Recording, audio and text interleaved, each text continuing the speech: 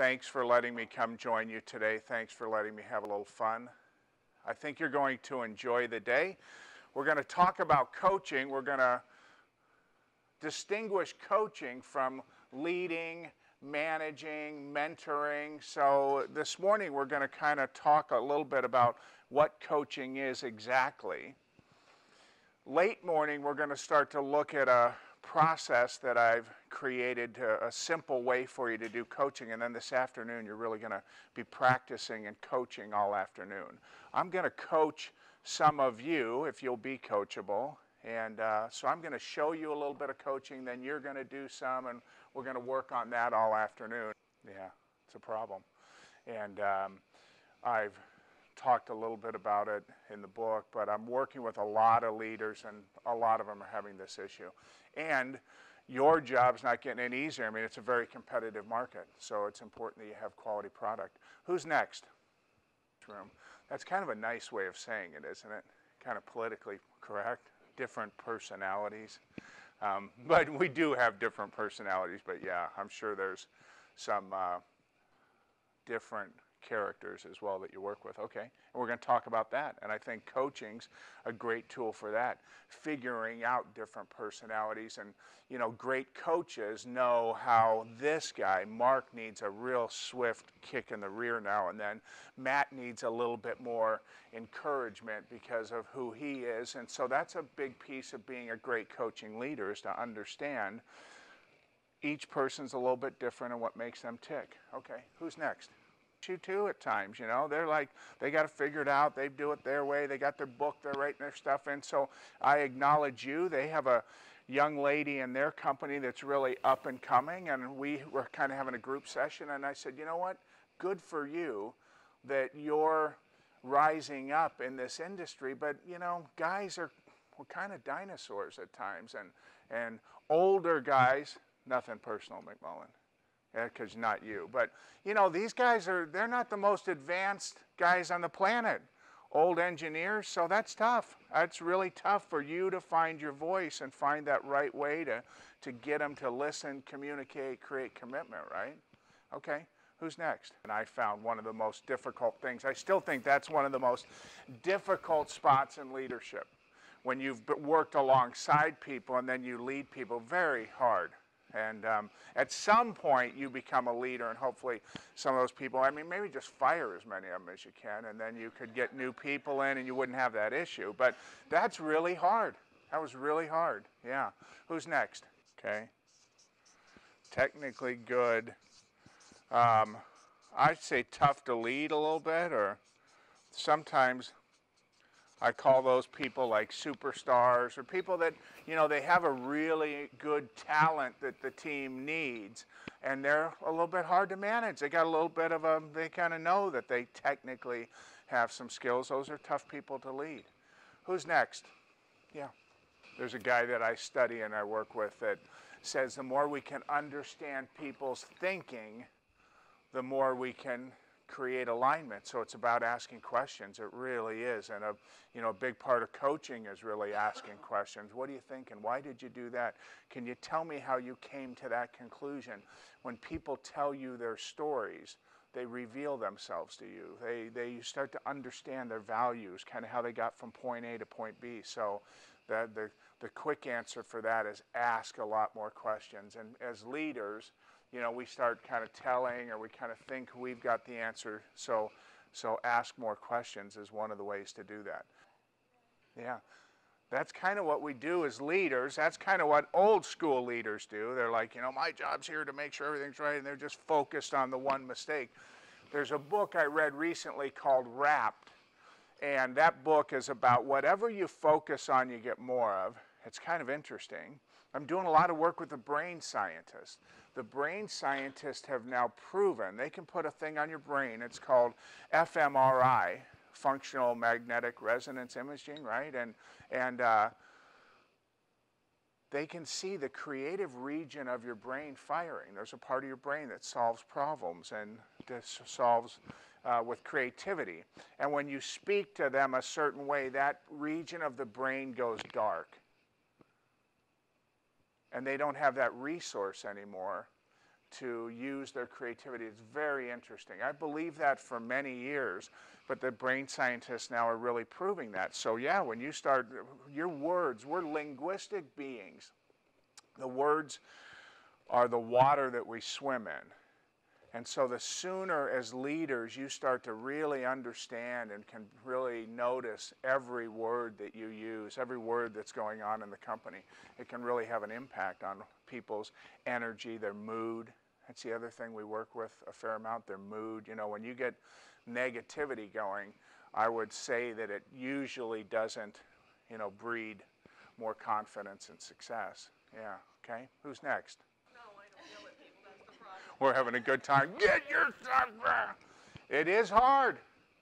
Leaders, great coaches can kind of fluidly switch gears, right?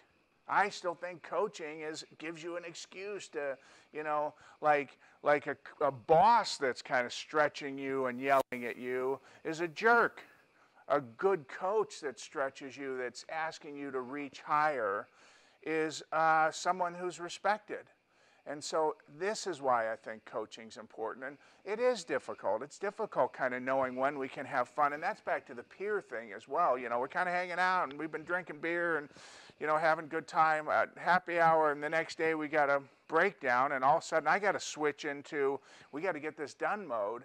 And so a lot of this work is learning how to fluidly switch between those. There's a story in the book about a guy, Vince Lombardi, one of the greatest coaches probably ever, and how he, you know, just hammered a guy, just really, and the guy said he was about ready to quit.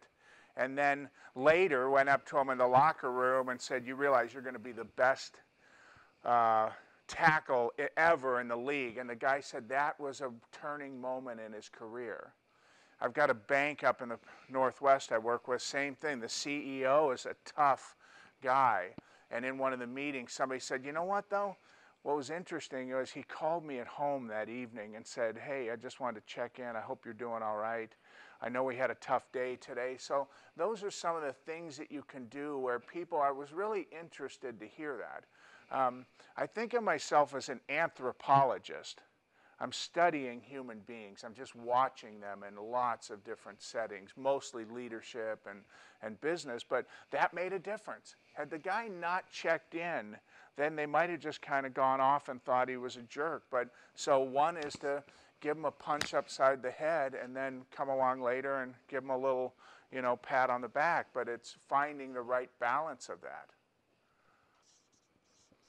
We're going to talk about how you speak to people and how you get commitments from them, how you get them to make what I call authentic commitments. And so accountability works a lot better when you get people to have a genuine commitment, right? Okay, who's next? Yeah. Yeah, I call that jealousy. Tell them they're losers, and if they'd have done a better job, they would have gotten the role. I mean, that's a kind of a quick way just to kind of let them know who's in charge, kind of establish yourself as the alpha dog. I mean, just say, are you kidding with your work? Why would they have ever made you a supervisor? That happens. You get like what I call saboteurs, you know, people that were peers, and organizational competitors, it's called, right? And I work with people and, you know, in bigger companies, and it's like this person got promoted to VP of HR, and yeah, this person, we work side by side together, and they're could be motivated to actually see you fail. I mean, they've got a little hidden incentive, which is, they made her the supervisor? Yeah, right. And then perhaps not be accountable or that sort of thing. That is very tricky. Very tricky. Or two would just, you know, kind of give you answers. Do you still hate his guts? No, I don't. Right, right. So the Socratic method of teaching, right? Like asking questions, asking people to think for themselves. Like that professor was teaching you how to think. Ashley's dilemma is going to be that when is enough enough, or when will this old dog get it when he finds out like I'm the new boss in town? It's always a fine line. I would just say, generally speaking, as someone that's studying a lot of people, it's going to be a short-term win, but a long-term you know, she's going to win the battle but lose the war. Because if you tell people too much, you get them in compliance, what I call compliance, I do it this way, that's just going to be kind of a slippery slope. So it's hard, and I want you to get first and foremost that people need to be a choice. I want people to be a choice to be here. Look, through, you know, when do I keep trying to help the employee kind of come to their own conclusion? Because that's going to be the best conclusion. I mean, that's going to be one that they really own. Or when is it time to say, boy, we've been talking about this a lot. It appears that you and I, we can't get on the same page in terms of how we think things should be done, and maybe we need to part ways. So those are kind of the tricky spots in leadership, right? Okay, in coaching. Considering that you are my coach, and you are a father, I think I'll work with coaching my teenager. Coaching your teenager. Now, and I'm going to ask you just to speak up a little bit when we're together, and but we're going to pretend that they're not even there, okay? Right. And have a conversation. So, okay, coaching your teenager. What's going on with your teenager? Yeah. One of my favorite lines ever is when my daughter told me they were high D's. I like that. Yeah. One of those really great moments in Yeah. parenting. High D. Yeah. You're like, really? High D? Yeah. What do you think motivates your son? What do you think about telling him that? What comes up? Like you have some resistance to that. Letting the enemy see your strategy book or something. She never had to tell me what to do, because I was always doing it. Are you thinking then your son should be just like you? I'm thinking that he should try to be at least like the rest of the people on the planet. Not necessarily like me. Well, I could give you some advice, but I'd rather coach you, if that's okay. Yeah. So, do you think you're the only one going through this? Like the only parent wrestling with this? I mean, there's a time or two where you're going to knock heads and say things and get emotional, but that's part of the natural process of them finding themselves too. So, okay. All right. Thanks for being open to the coaching. Thank you. Okay. Now sit tight just for a minute. Okay. But I didn't, you know, I just want to keep asking, what have you done so far? So, you know, you're going to be tempted to do that with the people you're coaching, even though you have some expertise. But truthfully, the process of coaching will take care of itself. In fact, if you try to get into consulting or some of those other things, it'll screw it up. What else did you notice? Yeah. She sat down very apprehensive, arms crossed, tense, and just totally afraid of whatever you were going to tell her. And as you started to talk to her, her hands started to move. She started to lean forward, and she smiled, and she went, oh, and she smiled, and it didn't go back to this serious, tight, controlled environment. Nice. When did she say, ah? Did anybody notice any shifts or anything? She realized what she was doing. Yeah, I mean, I noticed there was a couple moments where you could, I mean, I'm sitting right here with her, but you can kind of feel she's like, you can kind of see the wheels turning a little bit. Maybe I should try that. Yeah, when you mentioned, you know.